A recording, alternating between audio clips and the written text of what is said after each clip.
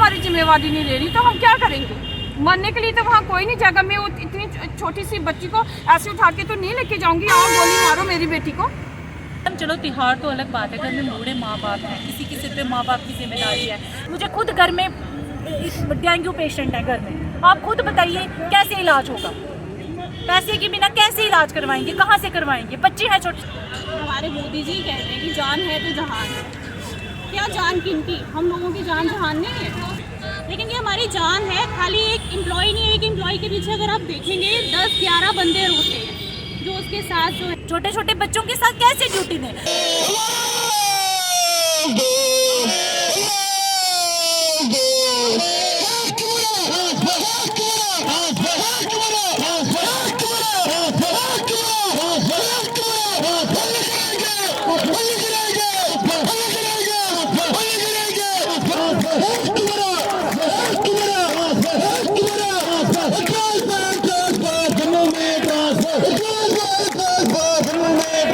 अपने हक की लड़ाई के लिए जो है हमने देखा कि एक तरफ तो बॉर्डर पर हमारे सिपाही लड़ाई कर रहे हैं, तो वहीं दूसरी तरफ अपने हक की लड़ाई के लिए ये लोग भी हैं। जी हाँ, मैं बात कर रही हूँ all Jammu based reserve category employees की, जो पिछले काफ़ी महीनों से जो है प्रदर्शन कर रहे हैं और मांग सिर्फ एक है कि इन्हें सुरक्षित स्थानों पर जो है ट्रांसफ़र कर दिया जाए।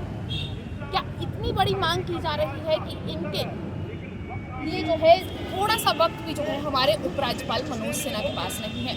आज ये सारी वो महिलाएं हैं जो अपने घर परिवार को छोड़कर जो है रोज़ाना प्रदर्शन करने के लिए निकलती है, अपनी नौकरियों को पीछे छोड़ चुकी हैं, अपने बच्चों को पीछे छोड़ चुकी हैं। इनसे ही बातचीत करेंगे कि इनका क्या कहना है और किस दौर से ये गुजर रही हैं। आपसे जानना चाहूँगी, सबसे पहले आपका नाम? मेरा नाम अंजना है। क्या कहेंगे, क्योंकि एक अगर बात की जाए तो कोई अपनी आवाज़ उठाता है, उसको कोई तकलीफ होती है, दर्द होता है, तभी वो आवाज़ उठाता है। आप लोग भी अपनी आवाज़ उठा रहे हैं, काफ़ी महीनों से उठा रहे हैं, पर उस पर कोई भी कदम नहीं उठाया गया। शुक्रिया मैम आपका बहुत। मैम जैसे कि आपने कहा कि बॉर्डर पे एक सिपाही होता है, तो मैं आपको एक बात कहती हूँ। यहाँ पर हमें आज पाँच महीने से ज़्यादा हो गए यहाँ धरना प्रदर्शन करते हुए। तो जो हमारी बॉर्डर पे सेना जो तैनात होती है, उनके हम बहुत शुक्रगुजार हैं, क्योंकि वो वहाँ अपना काम कर रहे होते हैं, तभी हमारे जो देश की आवाम है वो सलामत रहती है। लेकिन अगर ऊपर वाला ना करे, अगर हमारी जो बॉर्डर पे जो फौज लड़ रही होती है एंटी जो सोशल एक्टिविटीज़ हैं उनसे उनका मुकाबला कर रही होती है, पहले तो उनको आर्म्स ट्रेनिंग दी जाती है और वो सीधे गोली के आगे नहीं जाते हैं, अपने आप को वो भी डिफेंस करते हैं। बुलेट प्रूफ जैकेट्स होती हैं, गाड़ियाँ होती हैं। हमारा काम तो उनसे भी आगे चला गया है। आज आप देखो, हम वहाँ किराए के घरों में रहते हैं और हमारे साथ छोटे छोटे बच्चे हैं जिनको हम अपने साथ ड्यूटी लेके जाते हैं, जहाँ उनको घर में रखते हैं या स्कूल भेजते हैं, स्कूल से वो अकेले आते हैं घर। हम अपने ऑफिस से बाद में पहुँचते हैं, पहले हमारे बच्चे घर में पहुँचे होते हैं। अब खुद बताइए सरकार हमें किस तरह से कह रही है कि आप वापस वहाँ जाके ड्यूटी दें। मतलब वो माहौल जो है जिसमें एक आम इंसान का रहना बहुत मुश्किल है, आपको बार बार उसमें धकेलने की कोशिश हो रही है। आपके बच्चों को, छोटे छोटे बच्चों को कहा जा रहा है कि उस माहौल में रहो, उस माहौल में एडजस्ट करो। देखिए मैम, पहले तो जो कुछ वीडियोस थे वो हमारी ड्यूटी रिजम्पशन के ऑर्डर्स निकाल रहे थे। अब उन्होंने वो 1 महीने से ऑर्डर निकालना बंद कर दिया। उसके पीछे कारण क्या है मैं आपको बताती हूँ। उनको लगता था कि अगर हम ऐसे बुलाएंगे इनको ड्यूटी रिजम्पशंस के लिए, तो अगर इनके साथ कुछ हुआ तो हमारे ऊपर सीधे जिम्मेदारी आ जाएगी। अब उन्होंने क्या किया हुआ है कि सैलरी बंद कर दी है। अब हमें वो बुला नहीं रहे हैं वापस, सैलरी बंद कर दी है। आप खुद बताइए सैलरी किस लिए बंद की है?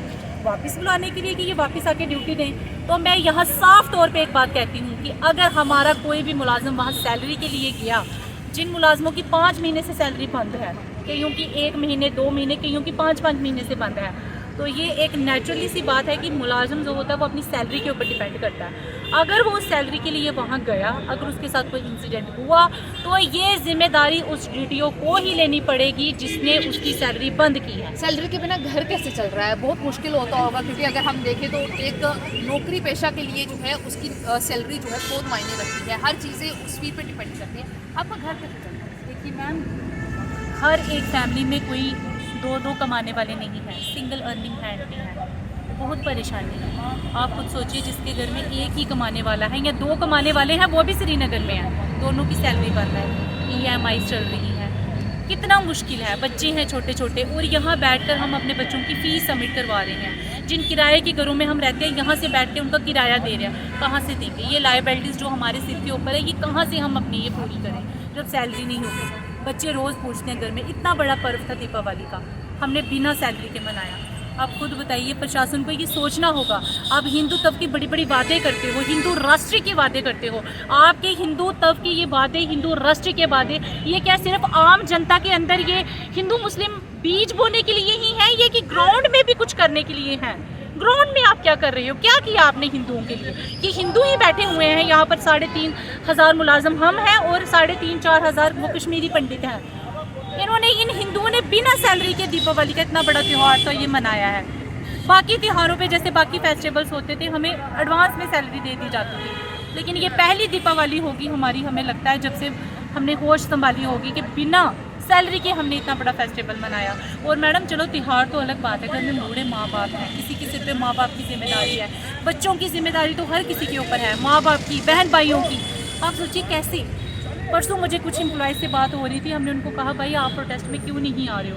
उन्होंने कहा कैसे आएँ, यहाँ आने के लिए भी किराया चाहिए। यहाँ सिर्फ सारे जम्मू डिस्ट्रिक्ट के मुलाजम नहीं बैठे हैं, यहाँ कठुए, भद्रवाह, डोडा, रजौरी, पुंछ, उधमपुर, कठुआ, सांबा, वहाँ से मुलाजम यहाँ बैठे हैं। इतनी दूर से अगर एम्प्लॉयज़ ने यहाँ पर आना, जेब में किराया भी होना चाहिए आने के लिए। अगर सैलरी नहीं है तो वो किराया भी कहाँ से आएगा उसके पास? बीमार हो रहे हैं, मुझे खुद घर में डेंगू पेशेंट है घर में, आप खुद बताइए कैसे इलाज होगा?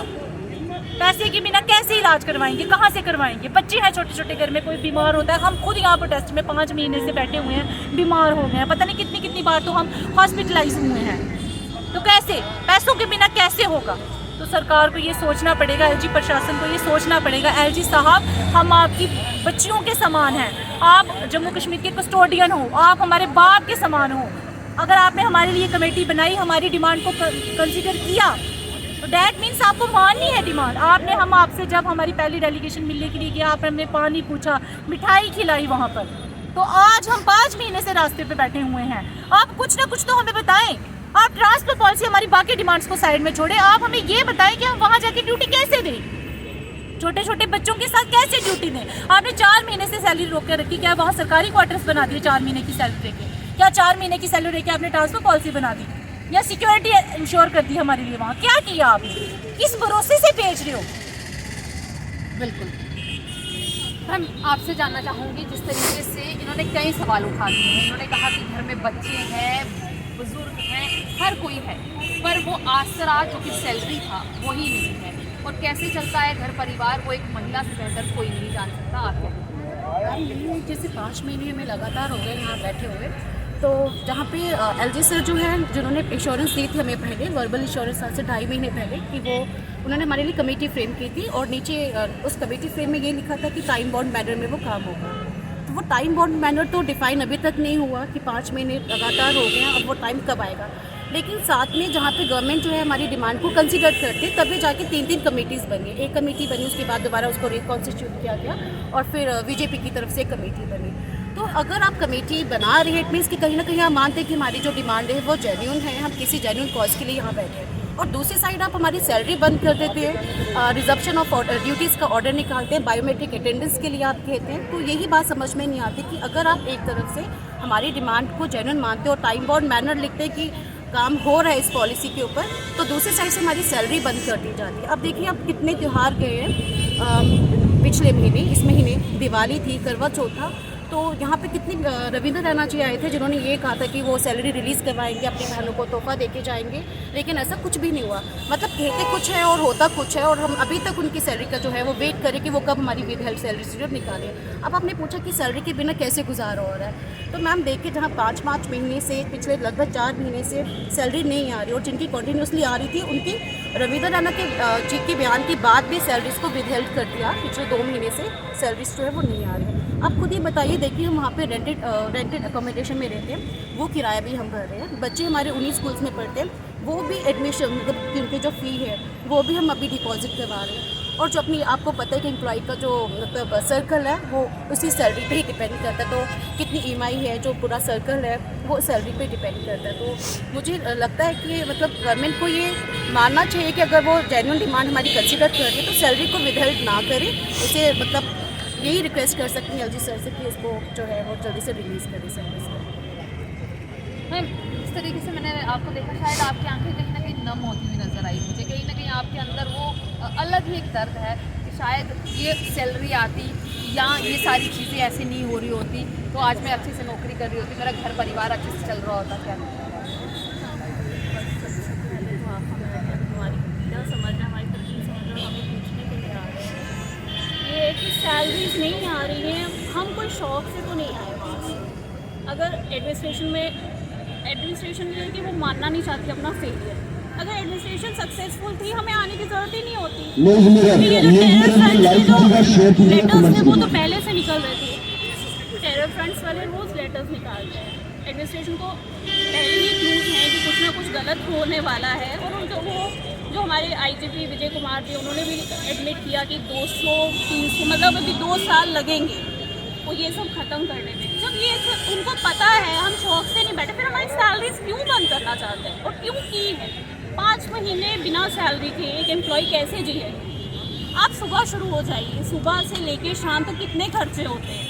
छोटे छोटे बच्चों को तो हम मना, बड़े को समझा सकते हैं कि नहीं कल दे देंगे, परसों ले आएंगे, ठीक है। कोई खाने की चीज़ों की वो भी मना कर सकते हैं। जो पेरेंट्स हैं, ओल्ड एज एजिंग पेरेंट्स हैं, आप उनकी मेडिसिन कैसे बंद कर सकते हैं? वो तो नहीं छोड़ सकते ना।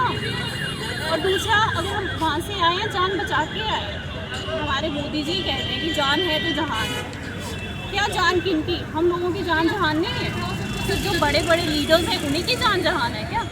हमारी फैमिली मेम्बर्स हैं उनकी जान जहान नहीं है। हम कहाँ से सोशल हो गए? सैलरीज बात ठीक है कि चलो उधार भी ले लेंगे, लेकिन कितनी देर? जब उनको भी अगर किसी से लेते हैं उनको भी पता चले इनकी 5-5 महीने से सैलरी बंद है, वो भी देना नहीं चाहते, वो भी एक कन्नी काट देते हैं और पीछे हो जाएंगे। अगर कोई भी है नॉर्मल हम भी होते तो शायद ऐसा ही करते। और इसी आपके थ्रू एक रिक्वेस्ट करना चाहूँगी LG सर से भी और उन DDO से जो सैलरीज बंद कर रहे हैं कि हमारी गलती नहीं है, आप सिचुएशन अच्छी करते, हम नहीं आते। और रही बात दूसरी ट्रांसफ़र पॉलिसी की, वो कोई हमारी जेन्युइन डिमांड है। LG सर खुद मान रहे हैं कि जेन्युइन डिमांड है।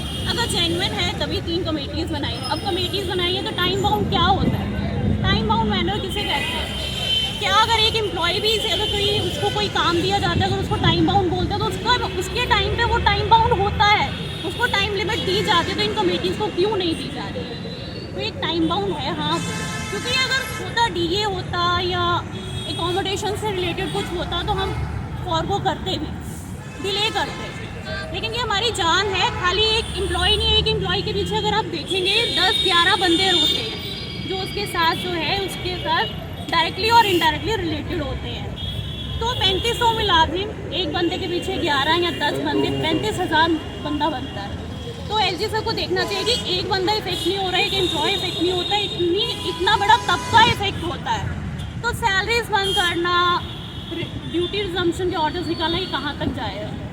एक रिक्वेस्ट है कि प्लीज़ जल्दी से जल्दी हमारी ट्रांसफ़र पॉलिसी बनाई जाए। खाली हमारे लिए बेनिफिशियल नहीं है ये, और ये नीड ऑफ द आवर है। जो सिनेरियो चल रहा है कॉन्टीन्यूस टारगेट किलिंग्स का, तो हम जा वहाँ सकते नहीं, यहाँ आप बैठने नहीं दे रहे। इन द सेंस कि मना कोई नहीं कर रहा है बैठने के लिए, लेकिन सैलरीज बंद कर रहे हैं। कैसे आएंगे? कितनी देर और कितनी देर करें? लेकिन अगर कोई हमारी पेशेंस चेक करना चाहते हैं कि और देखते हैं कितनी देर करेंगे, तो जब तक हमारी ट्रांसफ़र पॉलिसी नहीं आती हम यहाँ से उठने वाले हैं नहीं। आप क्या कहेंगे, जिस तरीके से आप जितने भी साथी हैं उनके जो दर्द है वो साफ दिख रहा है कि किस तरीके से परिवार हो, खुद हो या उनके आसपास जितने भी लोग हो, वो कहीं ना कहीं इस चीज़ से जो है उनको सबसे ज़्यादा दुख हो रहा है। आप पहले तो मैं आपका आप हमें पूछ रहे हो और इस हमारे दर्द को सुन रहे हो, और ये दर्द है कुछ और नहीं है।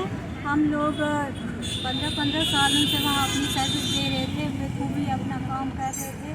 हमने गवर्नमेंट को कोई भी ऐसी कोई नौबत नहीं आने दी कि हम जम्मू के हैं और श्रीनगर में हम कोई काम नहीं कर सकते। हमने पूरा अपना एफर्ट्स डाल के वहाँ पे इतने साल ड्यूटी दी है। जब हालात ऐसे हो गए हैं कि हम वहाँ से यहाँ आ गए, तो हम आए और उसके बाद हमें यहाँ बैठना पड़ रहा है, और वो भी 5 महीने, कोई कम समय नहीं होता। 5 महीनों में लोग कहाँ से कहाँ पहुंच जाते हैं, कितनी तरक्कियां हो जाती हैं लोगों की, क्या क्या हो जाता है। और हम आ रहे हैं कंटिन्यू, सिर्फ एलजी सर से ये आस लगा कर बैठे हुए हैं कि वो सुन रहे हैं हमारी बात, लेकिन इतना टाइम लग रहा है ये इसका पता नहीं चल रहा है। तो बड़ी दुख की बात है कि हम तो सफ़र हो रहे हैं, हमारी फैमिली सफ़र हो रही है, हमारे बच्चे सफ़र हो रहे हैं, हमारे घरों में हम एक किस्म का सुकून नहीं है। जब से ये सब हालात पैदा हुए हैं श्रीनगर में, हम वहाँ थे, घर वालों के अंदर डर भी होगा कि अगर आप वापस जाओगे तो पता नहीं क्या तो होगा। हमारे पेरेंट्स ये डर रहे हैं, जैसे ही सुनते हम जा रहे हैं तो वो बोलते हैं ना बेटा हम आपको जाने नहीं देंगे, क्योंकि फैमिली भी हमारे वही पार्ट ऑफ हमारी लाइफ है और हमारी जॉब भी हमारी लाइफ ही है एक किस्म की। अगर हम जॉब के बिना भी नहीं रह सकते और जॉब चलाने के लिए हमें ये सारी हालात से गुजरना पड़ रहा है। तो एलजी साहब से हम रिक्वेस्ट करते हैं, बहुत नम्र अपने अल्फाजों से, अपनी वाणी से यही बोलना चाहते हैं कि सर सुन लीजिए हमारी बात और जल्दी से जल्दी हमें ट्रांसफर पॉलिसी जो है। घर वालों को भी डर सताता है, हम अपने घर वालों को वहाँ भेजेंगे तो पता नहीं वो वापस आएंगे या नहीं आएंगे, और कहीं आपके साथी जो है ऐसे ही चले गए। तो क्या मतलब किस तरीके से जो है वो दर्द सिर्फ घर वालों तक ही, या एडमिनिस्ट्रेशन क्यों नहीं समझ पा रही? नमस्कार मैम। डर तो सबको होता है मैम, बच्चे हैं या पेरेंट्स हैं उनको तो, अगर बच्चे हैं तो उनके लिए भी हम पेरेंट्स एक बार ही है ज़िंदगी में, मतलब अगर एक बंदा मर गया तो दोबारा तो कभी जिंदा हो नहीं सकता है। उनको डर है कि अगर हमने इनको खो दिया तो हम तो अनाथ हो जाएंगे। बच्चे नहीं मानते हैं। अगर हम पेरेंट्स से बात करते हैं, मेरे तो खैर इस दुनिया में है ही नहीं है, ना तो मेरे सास ससुर है ना मेरे माँ बाप है, लेकिन हमारे भाई बहन तो है ना, वो तो हमें नहीं ना जाने की इजाज़त देते हैं। वो बोलते हैं कि वहाँ क्यों जाना है, यहाँ आप सरकार से क्यों नहीं आप बात कर रहे हैं, आप सरकार से क्यों नहीं आप अपना हक मांग रहे हैं। हमारा हक जो है ये ट्रांसफ़र पॉलिसी है। कोई भी रिक्रूटमेंट ऐसी नहीं है जिसके साथ ट्रांसफ़र पॉलिसी नहीं है। कोई भी कहीं भी जाता है, ये बहुत बार आपने भी सुना है, या हर एक को पता है कि हर डिपार्टमेंट में ट्रांसफ़र पॉलिसी है। कोई भी एक इंस्टीट्यूट में या कोई भी एक डिपार्टमेंट में होता है तो वो उसको 2 साल के बाद आगे पीछे कर ही देते हैं। तो हमारा क्या है, हमने कोई लिख के थोड़ी दिया है कि हम वहीं बैठेंगे।